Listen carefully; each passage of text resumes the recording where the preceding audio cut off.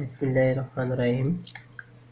আসসালামু আলাইকুম প্রিয় শিক্ষার্থী ভাই ও বোনেরা, আশা করি তোমরা সবাই ভালো আছো। তোমাদের সবাইকে স্বাগতম ফারুক এডুকেশন একাডেমি চ্যানেলের। তো আজকে আমি তোমাদের অ্যাসাইনমেন্ট অর্থাৎ অ্যাসাইনমেন্টের যে অ্যাসাইনমেন্টটি আছে তোমাদের টেড ওয়ানের, তো টেড ওয়ানের প্রথম অ্যাসাইনমেন্টে আমি তোমাদের করাচ্ছি। দেখো, আজকে আমি তোমাদের টেডের গুলোই করাবো। তো তোমরা মনোযোগ সহকারে দেখবে, তোমরা ভিডিওটি স্কিপ করবে না। আর আমি যে কথাগুলো বলি, কথাগুলো তোমরা মনোযোগ সহকারে দেখবে, শুনবে, তাহলে আশা করি আর আমি যে লাইনগুলো স্কিপ করতেছি তোমরা ওইগুলা লেখার প্রয়োজন নাই। আমি তোমাদের দেখিয়ে দিব কোন কোন লাইন লিখতে হবে। মনোযোগ সহকারে দেখবে, আশা করি তোমরা ভালো করবে। তোমাদের বই থেকেই দেখাবো, তো তোমরা যেভাবে দেখাই তোমরা এইভাবে লিখে দিবে, ইনশাল্লাহ ভালো মার্ক ক্যারি করবে। আর যারা আমার চ্যানেলে নতুন, তোমাদের কাছে অনুরোধ রইল, প্লিজ চ্যানেলটি সাবস্ক্রাইব করে রাখো। আর যারা হয়তো বা বন্ধুদের মাধ্যমে বা শেয়ারের মাধ্যমে চ্যানেলটি অর্থাৎ লিঙ্ক থেকে ঢুকেছো, চ্যানেলটি সাবস্ক্রাইব বা লাইক করতে পারতেছো না, তো তোমরা ফারুক এডুকেশন একাডেমি লিখলে চলে আসবে। তো তোমরা ফারুক এডুকেশন একাডেমি লেখার পরে দেখবা তোমরা আমার চ্যানেলে চলে যাবা, গেলে তো তোমরা ওইখান থেকে সাবস্ক্রাইব করতে পারবে এবং লাইক করতে পারবে। আশা করি যদি আমার চ্যানেলের মাধ্যমে তোমরা কিছু বিন্দু পরিমাণ উপকৃত হও বলে তোমরা মনে করো, তাহলে প্লিজ চ্যানেলটি সাবস্ক্রাইব করে রাখো। তো লক্ষ্য করো প্রিয় শিক্ষার্থী ভাই বোনেরা, তোমাদের প্রথম যে কোশ্চেনটি বলা আছে, বৈদ্যুতিক নেটওয়ার্কের সংজ্ঞা দাও। দেখো, বৈদ্যুতিক নেটওয়ার্ক, আমি এখান থেকে কিছু লাইন লিখতে হবে, এটা আমি বলে দিব, আর কিছু লাইন স্কিপ করতে হবে। মনোযোগ সহকারে দেখবে, আশা করি ভালো করতে পারবে। দেখো, বৈদ্যুতিক নেটওয়ার্ক দুই বা ততোধিক সরল সার্কিট উপাদান পরস্পর যুক্ত হয়ে যে সার্কিট হয় তাকে বৈদ্যুতিক নেটওয়ার্ক বলে। আশা করি তোমরা লিখতে পারবে। তাহলে কি বলা আছে আমি আবার পড়ে দিচ্ছি, অর্থাৎ এটা হচ্ছে তোমাদের ক নাম্বার। দেখো, আমি ক এর 1 নাম্বার, তো ক এর 1 নাম্বার দিয়ে তোমরা আশা করি বিষয়টি বুঝতে পারবে। কি লেখা আছে, দুই বা ততোধিক সরল সার্কিট উপাদান পরস্পর যুক্ত হয়ে যে সার্কিট হয় তাকে বৈদ্যুতিক নেটওয়ার্ক বলে। তাহলে তোমরা লিখতে পারবে এটা। এখন মনোযোগ সহকারে শুনো যে এখান থেকে কি কি লিখতে হবে। বাকি যে খর অংশ, দেখো আমি খয়ের অংশ অলরেডি তোমাদের জন্য খটা লিখে রাখছি, অর্থাৎ খটা হচ্ছে তোমাদের বইয়ে দেওয়া আছে। তো বইয়ে দেওয়া থাকলে তো হবে না, কি কি লিখতে হবে মনোযোগ সহকারে দেখো, বইয়ে সব কিছুই আছে। তো কিছু কিছু তোমাদের লাইন স্কিপ করতে হবে, অর্থাৎ বাদ দিতে হবে, এগুলো লেখার প্রয়োজন নাই। তো এখন মনোযোগ দাও তোমাদের প্রশ্নে, তোমরা প্রশ্নের দিকে লক্ষ্য করো। বলা হয়েছে যে বিভিন্ন প্রকারের নেটওয়ার্কের নাম লিখবে। তো বিভিন্ন প্রকারের নেটওয়ার্কের নাম লিখবে। দেখো কি কি নেটওয়ার্ক আছে, অর্থাৎ দেখো আমি তোমাদের লিখবা, শুধু যেগুলো বলবে এগুলো লিখবে, এইভাবে কোশ্চেনগুলো লিখবা। প্রথম 1 নাম্বার দিয়ে লিখবা বিভিন্ন প্রকারের নেটওয়ার্ক নিচে দেওয়া হলো, এই কথাটি লিখবা। লিখবা দ্য অ্যাক্টিভ নেটওয়ার্ক, শেষ। অর্থাৎ এটা 1 নাম্বার দিয়ে লিখে বা ক দিয়ে লিখবে অ্যাক্টিভ নেটওয়ার্ক। আর এখানে যে সংজ্ঞাগুলো আছে দেওয়ার দরকার নেই, মানে এখানে ক্ষয়ের অংশে তোমাদের সংজ্ঞা দেওয়ার দরকার নেই। তাহলে কি লিখবে তোমরা, প্রথমে লিখবে অ্যাক্টিভ নেটওয়ার্ক, এই কথাটা লিখবে। খতে লিখবে হচ্ছে প্যাসিভ নেটওয়ার্ক, শেষ। আর তোমরা এখানে যে ইংলিশ ওয়ার্ডগুলো আছে ইংলিশ ওয়ার্ডগুলো লেখার প্রয়োজন নেই, যদি কেউ মন চায় লিখতে পারো, যদি তোমাদের সময় থাকে লিখে ফেলো, আর যদি সময় না থাকে শুধু একটা লিখলে হবে, the active network, passive network, তারপর হচ্ছে লিনিয়ার নেটওয়ার্ক। দেখো কি লেখা আছে, লিনিয়ার নেটওয়ার্ক। 4 নম্বরে দেওয়া আছে নন লিনিয়ার নেটওয়ার্ক, হচ্ছে নন লিনিয়ার নেটওয়ার্ক। দেখো 5 নাম্বার হচ্ছে ইউনিল্যাটারাল নেটওয়ার্ক। তারপর তোমার যে 5 নাম্বার কি দেখো, তাহলে আশা করে বুঝতে পারতেছো, হচ্ছে ইউনিল্যাটারাল নেটওয়ার্ক। তারপর 6 নাম্বার দেখো, অর্থাৎ 6 নাম্বার বাই ল্যাটারাল নেটওয়ার্ক। তাহলে তুমি এবার লক্ষ্য করো, যে শটা আছে এই শটা লক্ষ্য করো, সেটা দেওয়া আছে হচ্ছে দ্য এল নেটওয়ার্ক। তারপর তোমার আরেকটা নেটওয়ার্ক আছে, মনোযোগ দাও, আমি দেখাচ্ছি আস্তে আস্তে তোমাদের। প্রিয় শিক্ষার্থী ভাই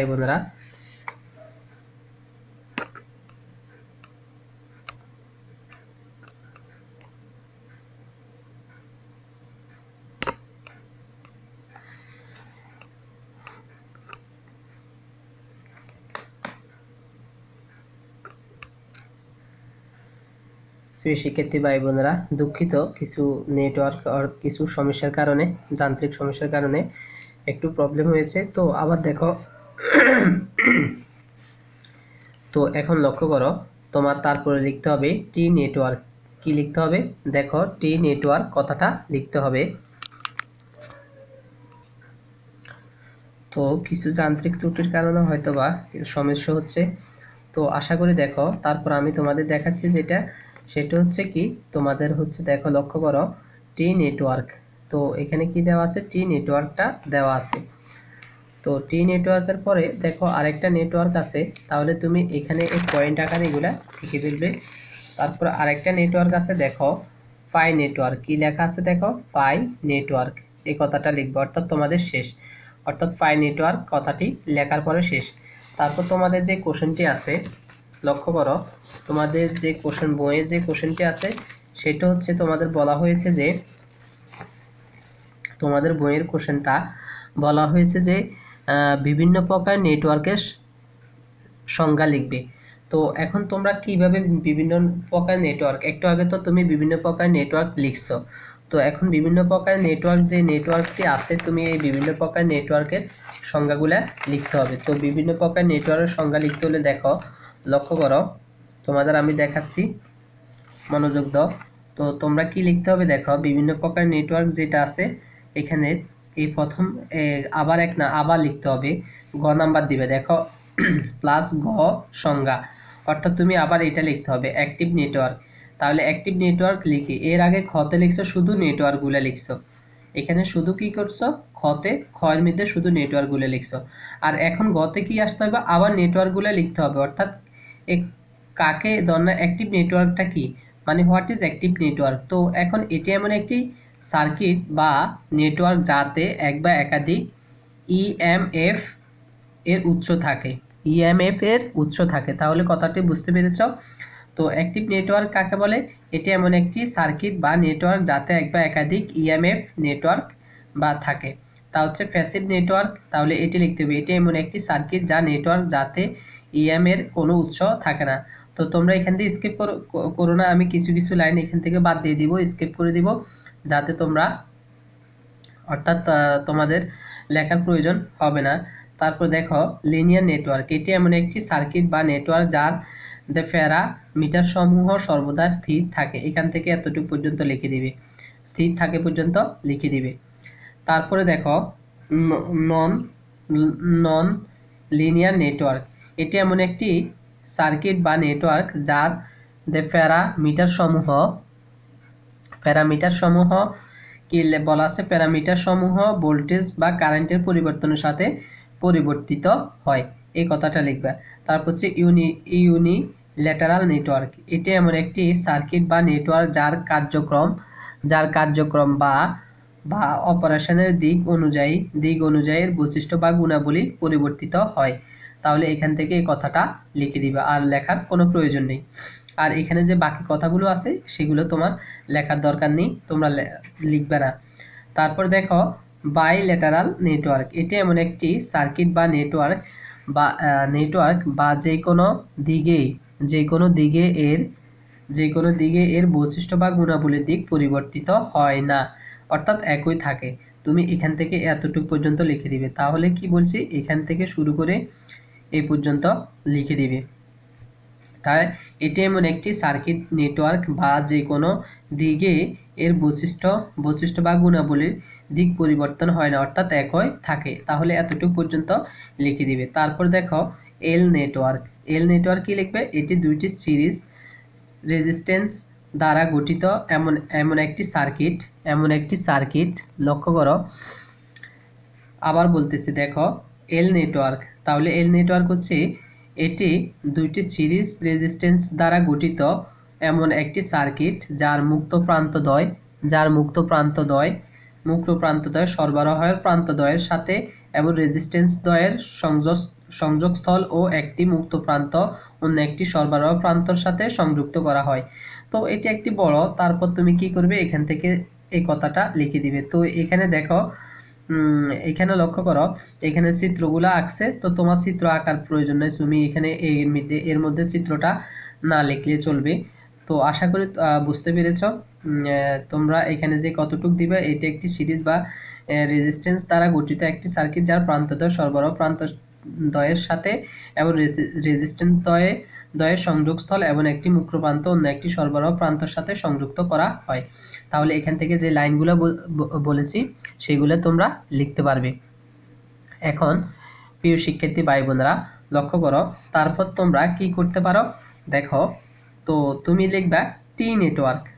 টি নেটওয়ার্কটা কি লিখবা, এটি তিনটা রেজিস্ট্যান্স অর্থাৎ স্টার সংযোগ গঠিত এমন একটি সার্কিট যার প্রত্যেকটি প্রান্ত, দেখো যার প্রত্যেকটি প্রান্ত একটি সাধারণ বিন্দুতে সংযুক্ত করা হয় এবং অবশিষ্ট প্রান্তগুলোর একটি ইনপুট প্রান্ত, একটি আউটপুট প্রান্ত ও অন্যটি ইনপুট আউটপুট প্রান্তর সাথে বিন্দুতে সংযুক্ত করা হয়। তো তুমি এখান থেকে কথা এগুলোই লিখবে, এখানে আর কোনোটা কিন্তু স্কিপ করা যাবে না, কারণ স্কিপ করলে অর্থাৎ সংজ্ঞাটা অপ্রাসঙ্গিক দেখাবে, অর্থাৎ প্রাসঙ্গিক মনে হবে না। এই জন্য তুমি কি করবে, তো কিছু যেখানে এর আগে কিছু অপ্রাসঙ্গিক ছিল হয়তো বা এখান থেকে এগুলা বাদ দিয়ে দিছি। আর এগুলো দেখো, এটি তিনটা রেজিস্ট্যান্স স্টার সংযোগ গঠিত এমন একটি সার্কিট যার প্রত্যেকটি প্রান্তে একটি সাধারণ বিন্দু সংযুক্ত করা হয় এবং অবশিষ্ট প্রান্তগুলো একটি ইনপুট প্রান্তে এবং একটি আউটপুট প্রান্তে এবং অন্যটি ইনপুট আউটপুট প্রান্তের সাধারণ বিন্দুতে সংযোগ করা হয়। তাহলে আশা করি বুঝতে পেরেছো, এখান থেকে এতটুকু পর্যন্ত লিখে দিবি।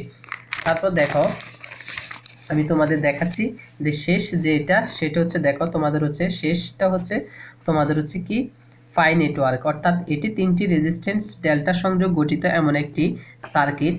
দেখো এমন একটি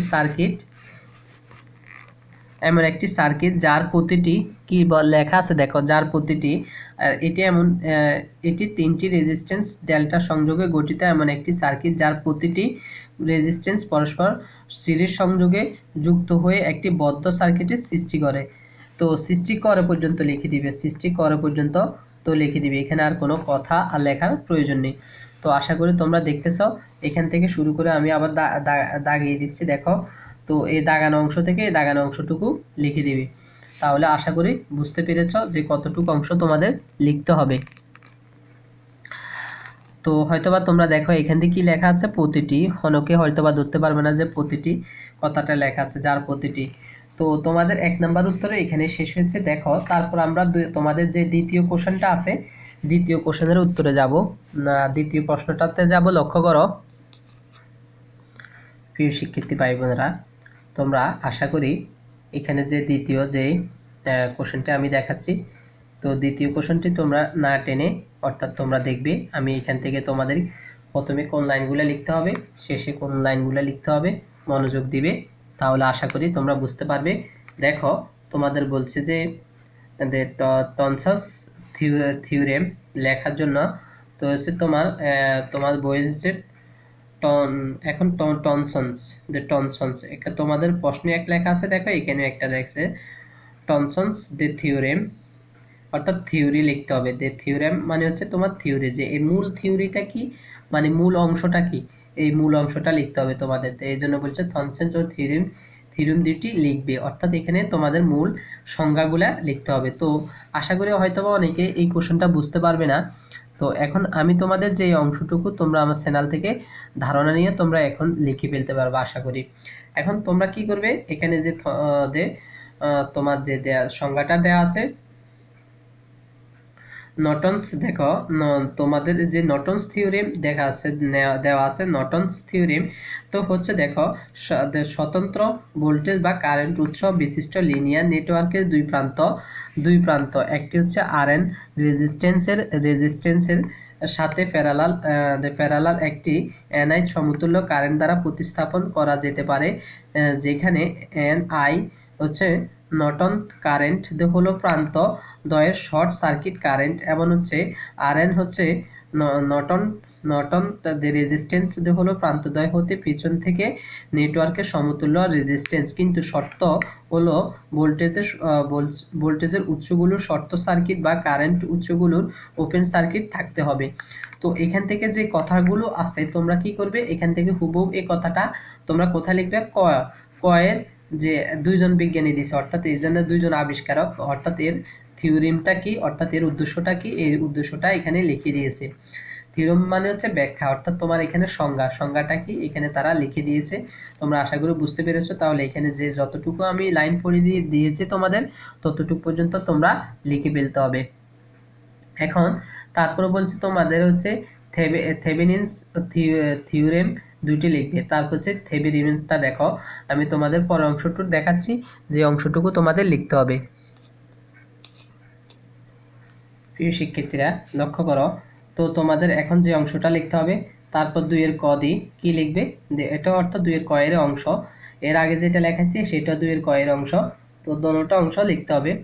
তো আলাদা আলাদা করে লিখবে।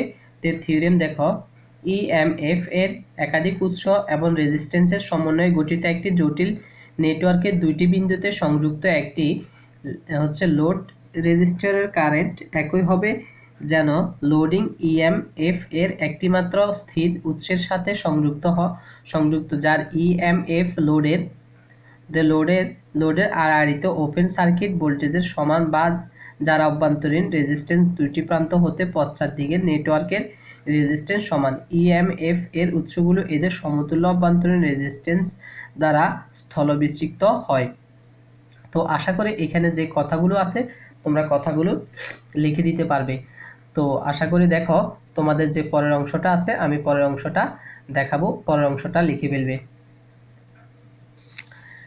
এখন যে পরের তোমাদের যে অংশ আছে হচ্ছে নর্টনস ও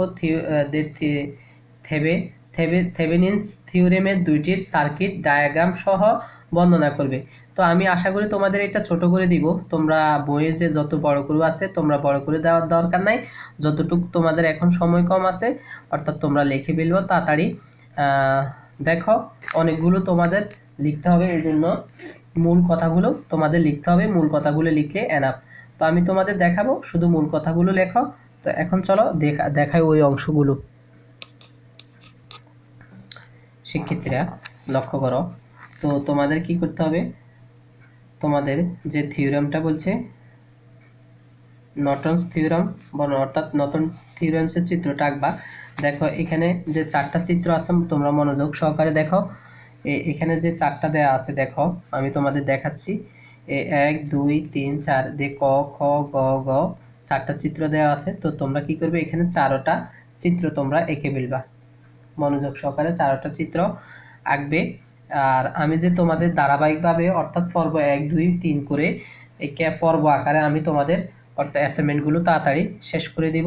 তো তোমরা যারা চ্যানেলটি সাবস্ক্রাইব করো না এখনও বা লিঙ্ক থেকে ঢুকেছো, তো তোমরা কি করবে, লিঙ্ক থেকে বের হয়ে তোমরা ডাইরেক্ট চ্যানেলে ঢুকে যাবে, অর্থাৎ ফারুক এডুকেশন একাডেমি চ্যানেলটি তোমরা যদি লেখো ইউটিউবে লেখো, ইউটিউবে সার্চ দিলে অর্থাৎ চলে আসবে। শিক্ষার্থীরা লক্ষ্য করো, তাহলে চিত্রগুলা তোমরা আঁকতে পারবে। আঁকার পর আমি এখন তোমাদের যে কিছু কথা লিখতে হবে, তারপর এরপর যে কি কি লিখতে হবে তোমরা মনোযোগ সহকারে দেখো, তাহলে আশা করি বুঝতে পারবে। দেখো চিত্রগুলো আঁকার পরে তোমরা কি করবে, এখানে যে কতগুলো কথা আছে দেখো, অনেকগুলা কথা আছে, এই কথাগুলো লেখার কোনো প্রয়োজন নেই, অর্থাৎ তোমরা এগুলা কেটে দিবে, এই লেখাগুলো লেখার কোনো দরকার নেই। তো আশা করি বুঝতে পেরেছো বিষয়টা, তোমরা অনেকে লিখে ফেলবে কিন্তু লেখার কোনো প্রয়োজন নেই, আমি কেটে দিচ্ছি দেখো, এগুলা লেখার কোনো প্রয়োজন নেই, তোমরা কেটে দিবে এগুলা। তো এখন তোমাদের কি লিখতে হবে, তাহলে দেখো এখানে কয়েকটা সমীকরণ আছে, সমীকরণগুলো লিখতে হবে। এখন যে সমীকরণগুলো আছে দেখো লক্ষ্য করো,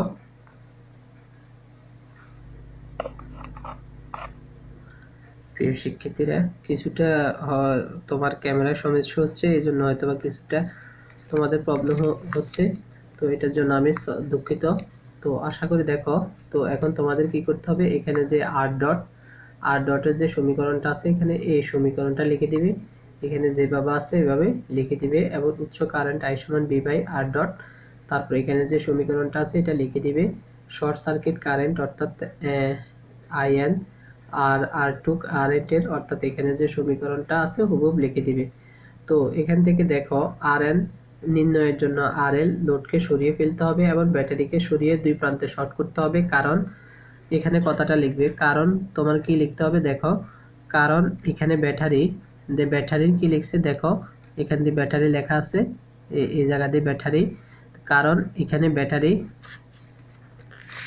ব্যাটারি অভ্যন্তরে রেজিস্ট্যান্স শূন্য হবে। তো এই কথাটা লিখবে, সুতরাং তারপর লিখবে RN ইকুয়াল হচ্ছে AB প্রান্তদ্বয়ের রেজিস্ট্যান্স, তাহলে R2 ইকুয়াল হচ্ছে তোমার এখানে এত। তো এই কথাটা লেখা, তাহলে এইরূপে RN এবং এত নির্ণয় করা যায়, যা হচ্ছে নর্টনদের সমতুল্য সার্কিট। এখান থেকে এগুলো লেখা যায়, চিত্রে দেখানো হয়েছে, নর্টন সমতুল্য সার্কিট চিত্রে দেখানো হয়েছে। আশা করি তোমরা বিষয়টি বুঝতে পেরেছো এবং লাইনগুলো লিখতে পারবে, তোমরা নিজের মতো করে সাজিয়েও লিখতে পারবে।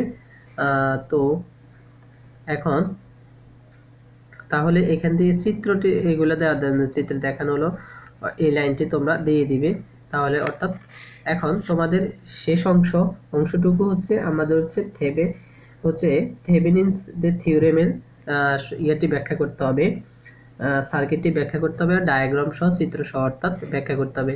তো তোমরা জিনিসটি বুঝতে পেরেছো আর এইগুলো আশা করি লিখতে পারবে। তো এখন তোমাদের শেষ অংশটুকু আমি দেখাচ্ছি, তোমরা মনোযোগ সহকারে দেখবে, লক্ষ্য করো, তারপর লক্ষ্য করো। তো তোমাদের যে ক্ষয়ের অংশ দেখো, ক্ষয়ের অংশ তোমাদের কি লিখতে হবে এখানে। তো প্রথমে তোমরা এখানে আমি যা বলি তোমরা কথাগুলো মনোযোগ সহকারে শোনো, তাহলে আশা করি বুঝতে পারবে। প্রথমে এখানে আবার এসে কি করতে হবে, চিত্রটা লিখতে হবে, এটা ক্ষয়ের অংশ অর্থাৎ তোমাদের দুইজনেরটাই লিখতে হবে। প্রথমে এখানে যে চিত্রটা আছে এটা লিখবে, তারপরে এটা করবা। এটা লেখার পরে এখান থেকে যে ইকুয়েশনটা আছে দেখো, এতে দাগানো আছে দেখো, ইকুয়েশনটা লিখবে, এখানে এই ইকুয়েশনটা লিখে দিবে, 1 নম্বর ইকুয়েশন। তারপরে এখানে ছোট্ট করে এটা লিখে দিবে যে আর হলো ব্যাটারি অভ্যন্তরীণ রেজিস্ট্যান্স, এটাও লিখবা। তারপর আমরা এবি, এটা এখানে এই কথাটাও লিখতে পারো, লিখে কি করবে, এখানে যে সূত্রটা আছে সূত্রগুলা লিখে দিতে পারবে। আশা করি তোমরা বুঝতে পেরেছো। তো দেখো এটা লেখার পর আরো কিছু অংশ আছে, তো তোমরা এটা লিখে ফেলো, আশা করি বুঝতে পেরেছো এবং লিখতে পারবে, চিত্রটি আঁকতে পারবে। তো আমি তোমাদের পরের অংশটুকু, এরপরে যে অংশটুকু আছে ওই অংশটুকু তোমাদের দেখাচ্ছি, তোমরা মনোযোগ সহকারে দেখো। তোমাদের কাছে যদি ভিডিওটা উল্টো লাগে ফোনের, তো তোমরা একটু কষ্ট করে তোমরা তোমাদের ফোনটাকে ঘুরিয়ে তোমরা ভিডিওটা দেখতে পারো। তো আমি চেষ্টা করতেছি যে আমি এখন ভিডিও ক্লিয়ার করার জন্য, তোমাদের ক্লিয়ারলি দেখানোর জন্য, ক্যামেরাটাকে যথেষ্ট আলো দেওয়ার জন্য, ভিডিওগুলো তৈরি করার জন্য। তো এখন লক্ষ্য করো শিক্ষার্থী ভাই বোনেরা, যে অংশটুকু পরে লিখতে হবে, তো আমি এই অংশটুকু দেখাচ্ছি, দেখো তোমাদের পরের অংশটুকু দেখো, পরের যে কোন অংশটুকু লিখতে হবে লক্ষ্য করো, আমি তোমাদের এই পরের এখানে কি লিখতে হবে দেখো, এই আইএল এর যে চিত্র ইয়াগুলো আছে দেখো, সমীকরণ, এখান থেকে সব সমীকরণ লিখে ফেলবে। তো এখান থেকে এতটুকু পর্যন্ত লিখে ফেলবে, তো এতটুকু পর্যন্ত লিখলে তোমাদের অর্থাৎ শেষ, অর্থাৎ 2 এর খ এটা, তাহলে এটা হচ্ছে কত, খ নাম্বারের অংশ। তো এটা হচ্ছে খ নাম্বার অংশ, এটা হচ্ছে 2 এর খ এর অংশটুকু লিখতে পারবে, এটা 2 এর খ এর অংশ। প্রিয় শিক্ষার্থী ভাই বোনেরা, তো আশা করি আজকের মতো ক্লাসটি এখানে আমি শেষ করতেছি। সবাই ভালো থাকবে, সুস্থ থাকবে এই কামনা করি। আর পরবর্তী ভিডিওটা দেখার আমন্ত্রণ জানাচ্ছি। পরেরটা আমি এটার পরে আপলোড দিয়ে দিব। আশা করি তোমরা কি করবে, এটার পরে পেয়ে যাবে।